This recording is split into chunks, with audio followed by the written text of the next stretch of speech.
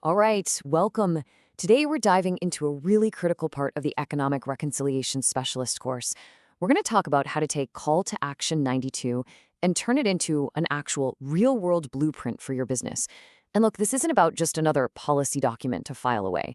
We're talking about a fundamental shift in strategy, one that unlocks a massive economic opportunity. So let's get right into it. So let's kick things off with a number that, honestly, tells a pretty incredible story. $50 billion. That's the estimated contribution of the Indigenous economy to Canada's GDP every single year. And that's not some far-off forecast. That is what's happening right now. It's a powerful economic engine, and believe me, it is just warming up. And here's the proof of that momentum: 50%. In just a single decade, the number of Indigenous-owned businesses in this country jumped by 50%. I mean, that is just explosive growth. It points to this incredible wave of entrepreneurship and a super vibrant, expanding supply chain that, the smartest companies are already figuring out how to partner with. Now, get a look at this number: $100 billion. That is the value of resource and infrastructure projects where Indigenous communities now hold actual ownership stakes. This is a huge deal. The shift from just being consulted to having a real seat at the table as an equity partner, it's probably one of the biggest and most underreported economic stories happening in Canada today.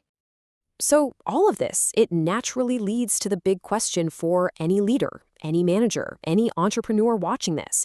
When you look at that growth, that scale, that fundamental shift towards ownership, you have to ask yourself, is my business truly ready for this? Because this isn't just some passing trend. It's a total transformation of the economic landscape. So how do you get ready? Well, the good news is there's a blueprint. The Truth and Reconciliation Commission's Call to Action 92. Think of it as the official roadmap designed specifically for the corporate world. The whole point is to help you move from seeing this as a mandate, as something you have to do, to seeing it as a massive opportunity you get to seize. And let's be super clear about this. Call to Action 92 isn't some vague suggestion. It's a very clear, very direct mandate.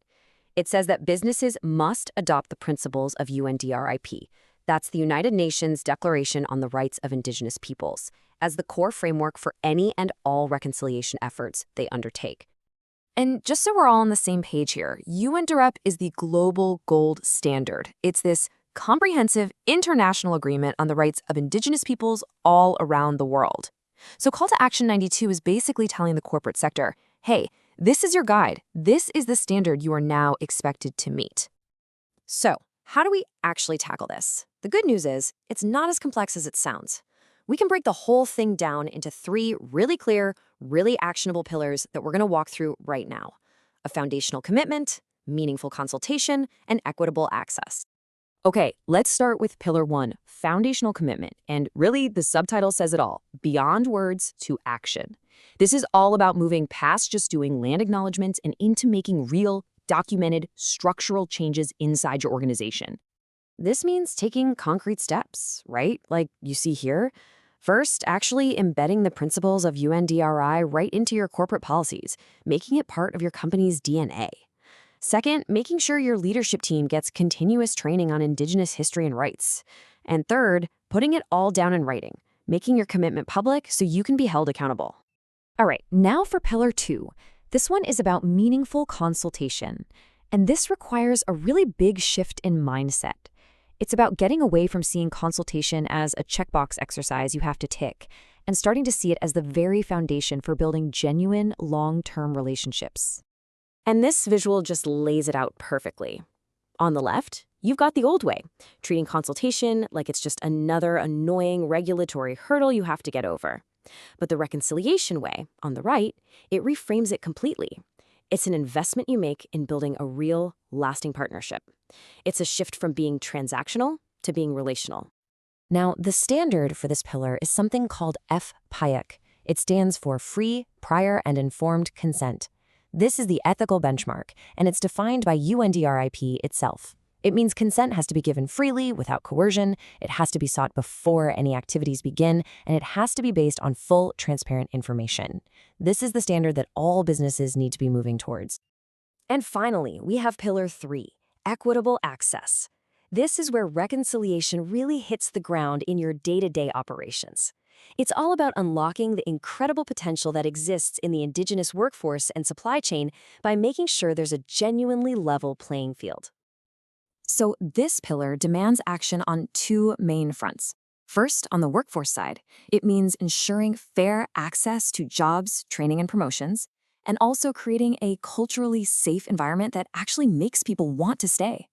And then on the supply chain side, it means creating procurement policies that give Indigenous-owned businesses a fair chance to win your contracts. Okay, so we've got the three pillars down. But, knowing the theory is one thing. Building a real, tangible strategy, that's the hard part. And that work has to start with understanding the very real barriers that have been in place for generations.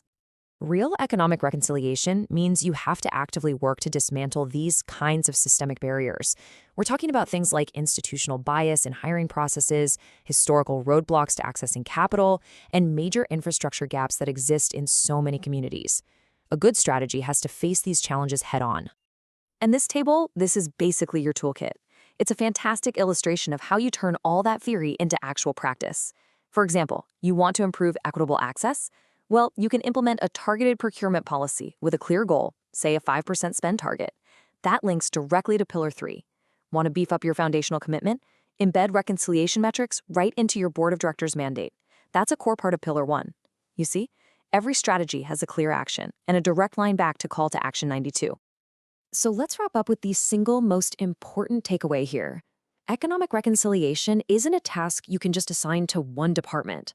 For it to actually work, it has to be a core piece of your overall business strategy, woven into the fabric of everything you do. Which really leaves just one question. What's your next move?